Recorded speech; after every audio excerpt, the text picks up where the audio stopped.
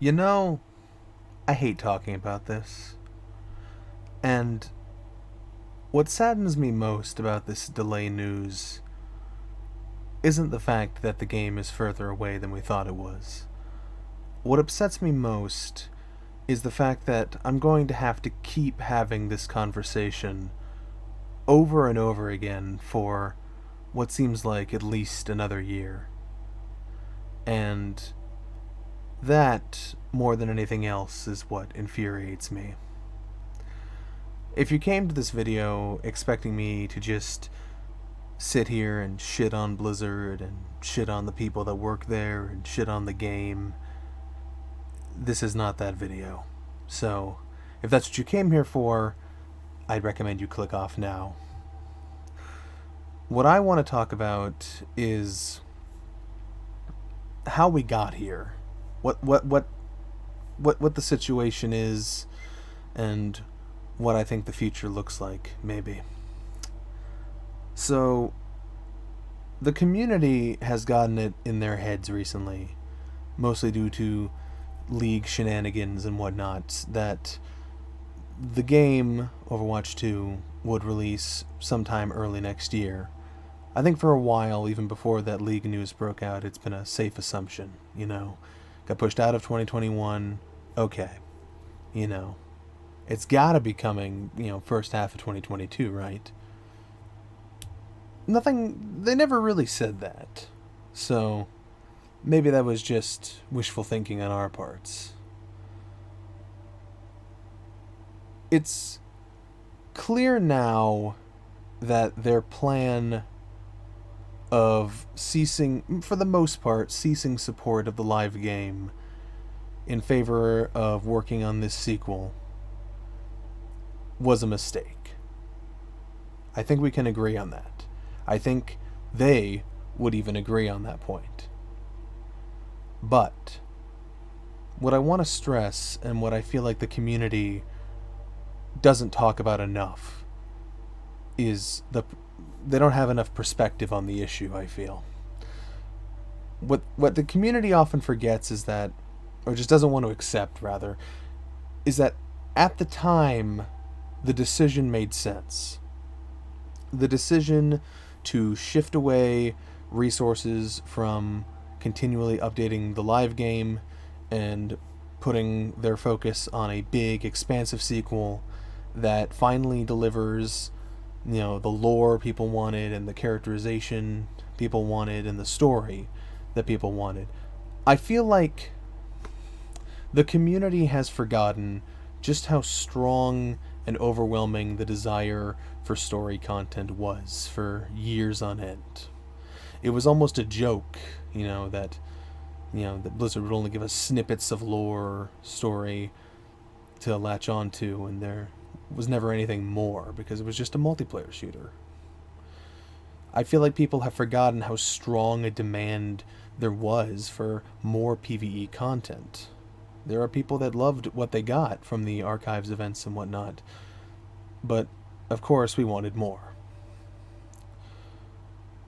Now, there's a large contingent of the community that couldn't care less about PvE content. And to me, this is where some of the problems come in. This is why the Overwatch 2 direction was and is so divisive, is because they're effectively trying to create two halves of a whole. They're trying to greatly appease the people who wanted a huge swath of PvE content and also provide a substantial update to the PvP side of the game through a systems overhaul and new heroes and maps and a new game mode and all the like. That's a lot for one game to do. I think people have lost sight of just how ambitious this game really is.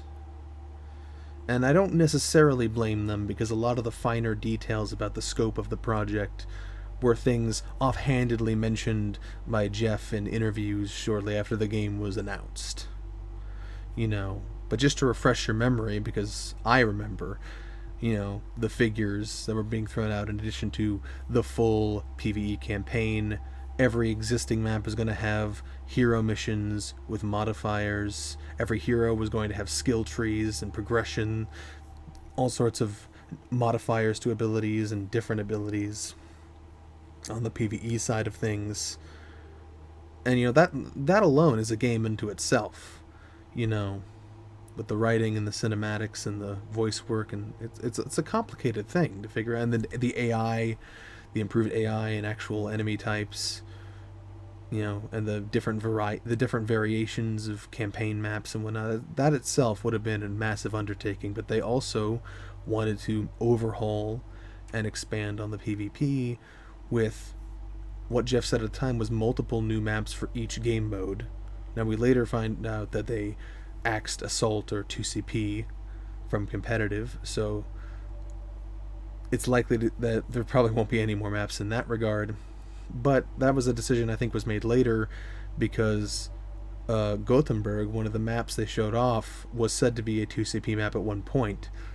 That was obviously before they said they were scrapping 2CP altogether, so that map probably had to be entirely reworked into something else. We don't know what yet, we'll see, but so the vision of the game changed a bit over time.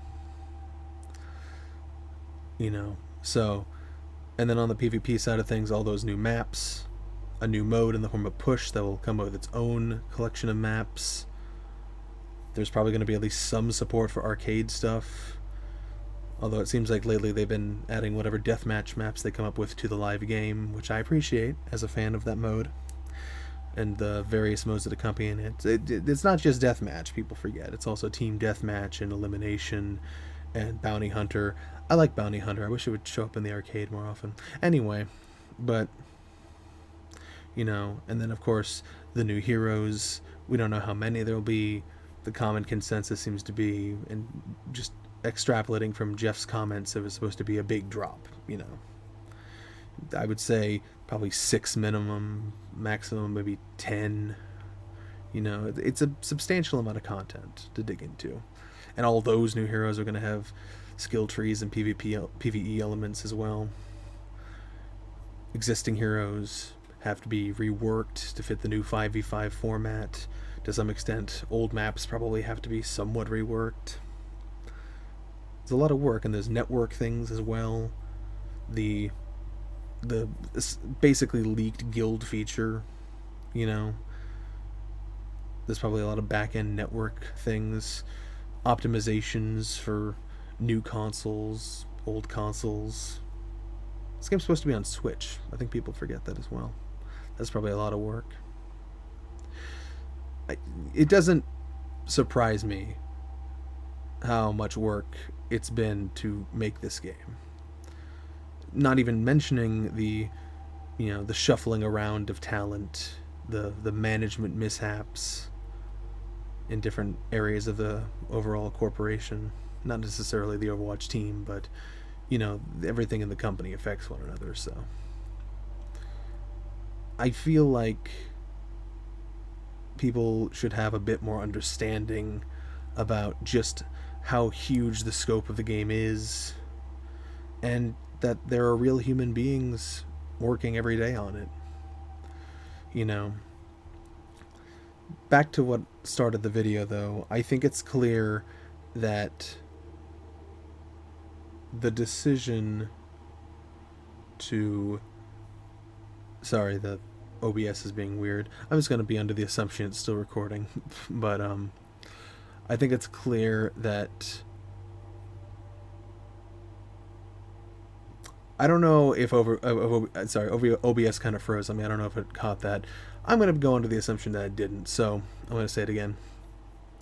I think it's clear that abandoning the live game, Overwatch 1, to work on Overwatch 2 was a mistake. I think they'd even agree with that at some point. But at the time, the decision made sense because of the desire for the PvE content, and the fact that they probably thought they could get it done a lot faster than they ended up getting it done, You gotta also remember the game was being worked on for years before it was even announced. When the content to the live game started slowing down, that's the other thing people say, oh, they announced it too early. No, they announced it when they needed to. And I'm not even going to get into the conspiracy nonsense that it was to cover from the Blitzchung thing. The timing just does not make sense. You can't just fucking... There's no way they could have put together a presentation like the one they had in like the week between those incidents. Like, it's just not possible. It was always going to be announced at BlizzCon, because BlizzCon is where they always announce their new things. And it was about at that time, when the content drought was starting to be recognized by the community, that they needed to say something and say, hey, this is why we slowed down. This is why we're going to stop. This is what we've been working on. And it was the right time for them to say that. But at that time, they probably thought they were going to be done a lot sooner than they did, than they have ended up being the case. And that you can blame that on a lot of things. You can blame that on a ballooning scope. You can blame that on management mishaps. You can blame that on shifting creative visions. And you can probably blame a lot of it on COVID too. Yes, that is a thing. You know. But at the time, it made sense. But they can't go back on it now, is the problem, the dilemma they now face. They can't... It's been asked, the question has been asked before, and the answers have been given. Why don't you just backport what you've been working on into Overwatch 1? Why don't you just, the new heroes that are supposedly, reportedly done, why don't you just add those to the game? Why don't you add some of the maps? Why don't you just give us some of the content? But they can't, because Overwatch 2 also includes a number of engine overhauls and behind-the-scenes technical work. It was their opportunity to restructure a lot of things behind the scenes. The core of the game engine and probably a lot of network things. It was their chance to fix a lot of the hang-ups from how Overwatch was initially made all those years ago. Remember, before Overwatch, they'd never made a game like this. There's probably a lot of things that they could have done different. They wish they had done different when they initially made the game, and this was their big chance to really hanker down and fix those things. But because of that, all the new content is tied to that. It's locked to those overhauls. It has to release as one big update for a variety of reasons, both technical, creative, and business. It has to be what they said it was going to be, which is Overwatch 2. They can't just backport and give it to us piecemeal. It's not that simple. And they've explained this to us before. People still bring it up, even though they've explained it multiple times, that it's not a simple process. It wouldn't be a simple process to backport that content into the live game when a lot of it was designed with the new engine overhauls in mind. It would be more work for them to do that, and it would delay the sequel even further. Abandoning the game to focus on the sequel was a mistake. But right now, it's the only course of action they can stick to. They can't falter on that. The best course of action is to just hanker down and finish the game no matter how long it takes, because the alternative of trying to retroactively backport things and try to have a semblance of an updated game while also trying to finish this gargantuan sequel would only slow the process even more. Which is another thing I don't think the community has quite grasped. The community, in a lot of ways, I understand their frustrations. I'm not going to act like I'm not frustrated as well. But I have perspective on the matter, and empathy for the people that make the games that I enjoy. So I'm not going to vent in the ways that they have, and I'm not going to make absurd demands. I'm not going to make absurd claims. I'm not going to be an armchair game dev, because even though I, to some extent, understand the complexities, the truth is I probably still don't understand the sheer immensity of the complexities. I just am mature enough to understand that I don't understand these things. So, yeah. The real frustrating thing for me personally is not that the game is further away. A game I was very much looking forward to, and still am. When it comes out, I'm sure it's going to be fantastic. I trust that. But what's more frustrating to me is that it's more time that I'm going to have to deal with the bitterness and the negativity and the armchair game devs and the fucking conspiracy theorists. It's exhausting, is what it is. The community is exhausting, and for a while now I've held the belief that once the sequel finally comes out, these people will understand why it took the time it did, why they had to do it the way they did it. The content would speak for itself. And I was under the impression that the content was forthcoming. The nightmare of dealing with fandom would soon be over, or at least mitigated by the release of the content. But now my nightmare persists even longer. And that's what I'm really dreading about this. I might have to distance myself a little bit from things. That would probably be healthy, but if my past experience has taught me anything, it's that I'm just a sucker for punishment, and I'll probably be here for the entire ride until the game eventually releases. Arguing, debating, generally being miserable, suffering the inane stupidity of others. I probably sound very pompous right now, but what can I say? I'm frustrated for a variety of reasons. But to all the developers, I wish you good luck. You know, it can't be easy going through what you're going through. I'm sure the ones most frustrated of all are the staff themselves. You know,